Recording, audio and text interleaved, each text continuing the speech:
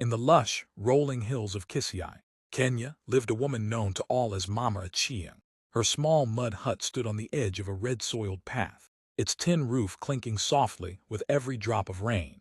Widowed young, she had raised her only child, Alma, with the strength of a lioness and the patience of the rain.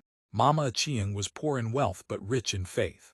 Every morning before the first rooster crowed, she climbed a steep hill behind her home. Facing the eastern sky, she lifted her hands in prayer. Nyase, guide my Alma. Let her rise above the dust of this village. May she walk paths I have never seen, and may she never forget the sound of my voice in prayer. Alma was everything Mama Achieng had prayed for, bright, ambitious, and driven. While other children played in the fields, Alma read books given to her by a retired teacher. She dreamed not of marriage, as the other girls did, but of courtrooms and justice. Her eyes sparkled whenever she spoke of becoming a lawyer, despite ridicule from villagers who saw no value in educating a girl. Mama Achieng toiled day and night, selling cassava and weaving mats to keep Alma in school. The two of them were inseparable, bound by more than blood, a shared hope, a shared dream. Mama Achieng, though unlettered, knew the power of knowledge. To her, every coin spent on Alma's books was a seed sown into the soil of destiny. Each time she watched her daughter write, her chest swelled with quiet pride. It was as if, through Alma, she too had found a voice in a world that had long ignored women like her. At 16, Alma's efforts bore fruit.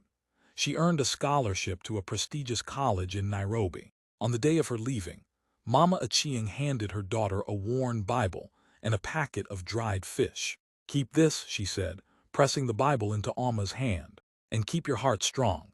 No city can wash away who you are." Nairobi was dazzling. Skyscrapers towered like mountains, lights sparkled like stars, and possibilities seemed endless. But the city also had shadows. Alma, alone and wide-eyed, was swept into a world of fast friends, parties and empty promises. One by one, her grades slipped, her scholarship disappeared, calls home grew infrequent, and eventually stopped altogether. In the village, whispers grew.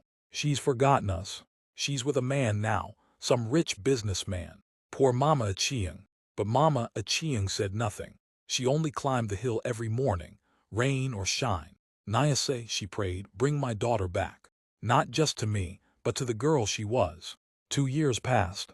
Then one night, as thunder rolled over the hills, a knock came at Mama Achieng's door. Standing in the rain was Alma.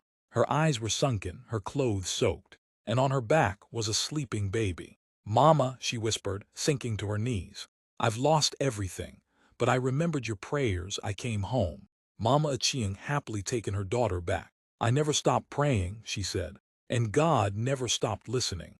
Alma stayed, with her mother's help. She returned to school.